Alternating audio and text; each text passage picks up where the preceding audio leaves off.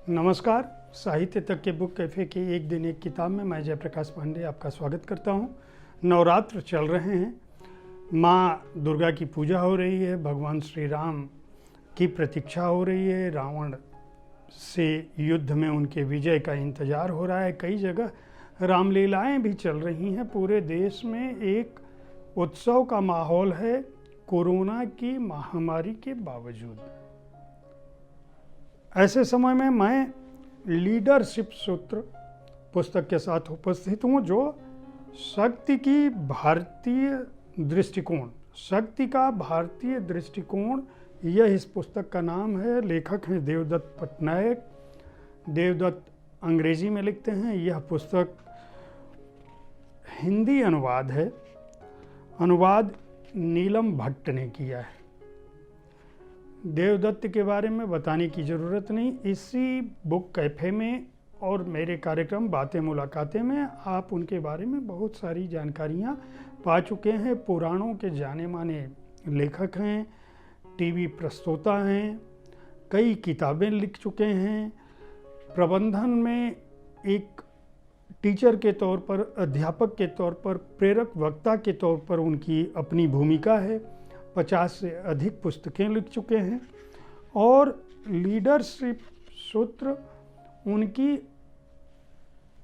3 पुस्तकों की श्रृंखला की एक कड़ी है, जिसमें ज्ञान, धन और शक्ति, ये 3 माध्यमों को पुराणों में क्या स्थान मिला है उन पर उन्होंने बातें लिखी हैं। और यह भी लिखा है कि वे चीज़ें आज के संदर्भ में कितनी प्रासंगिक हैं।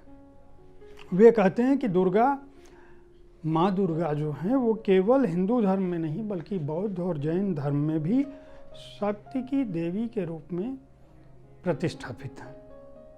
उनका नाम दुर्ग शब्द से निकला है।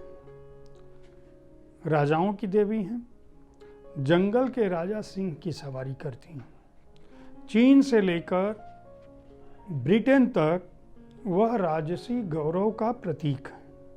देवदत्त कहते हैं कि हम में सभी में प्रबंधन की कुछ न कुछ क्षमता जरूर होती है, और ये जो प्रबंधन की क्षमता है यही हमें पशुवत इच्छा से अलग करके, जो वहाँ पे पशुओं के बीच संगठन की जो इच्छा है उसकी बजाय पशुवत इच्छा जो संगठन करने की है, उससे हमें अलग इसलिए करती है क्योंकि हमें प्रबंधन के गुर पता है।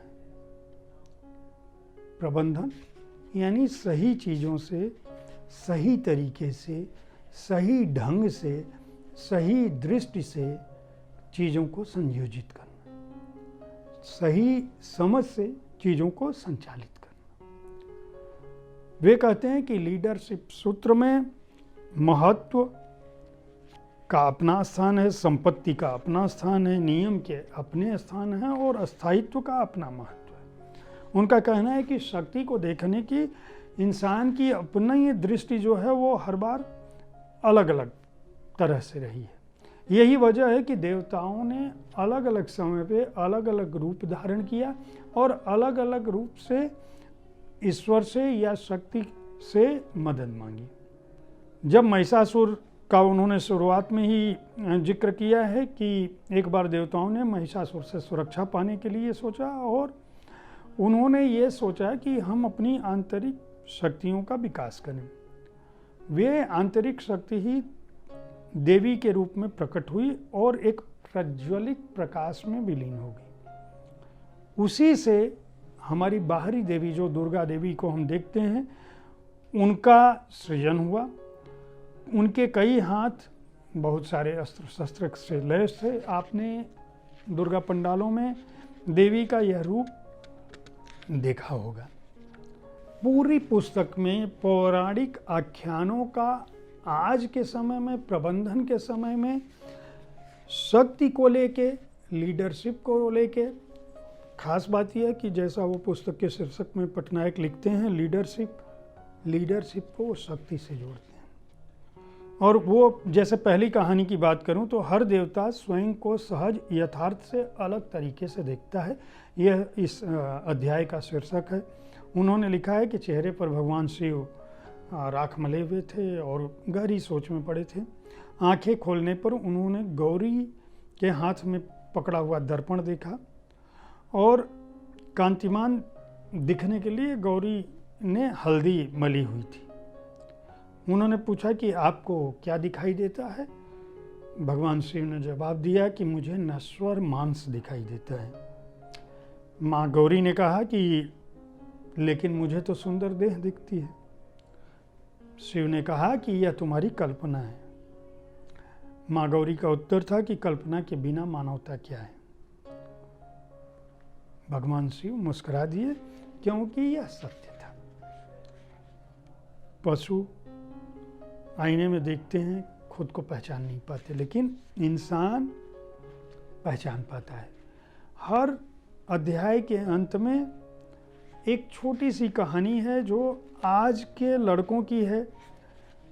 आज के लोग किस तरह से अपने परिवार को पालते हैं। पहली कहानी में है परिवार का सबसे बड़ा बेटा होने के कारण वीरेंद्र को बहुत सम्मान मिलता रहा अपने परिवार में। चचेरे भाई बहन भी उसका आदर करते रहे। ये सभी परिवार के पैसे का हिसाब बराबर से रखते थे और प्रमुख निर्णय उसकी सलाह से ली जाती थी।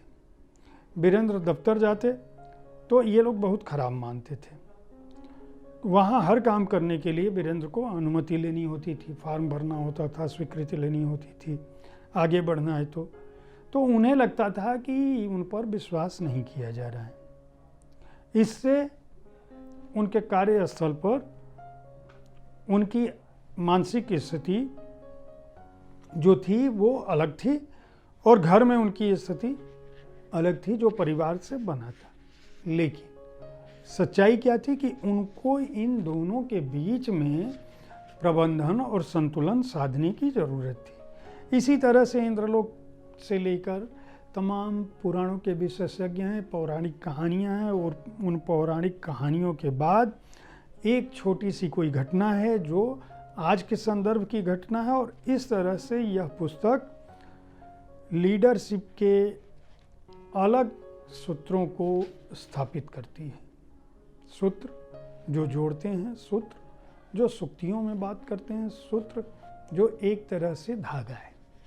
यह कहना है देवदत्त पटनायक का।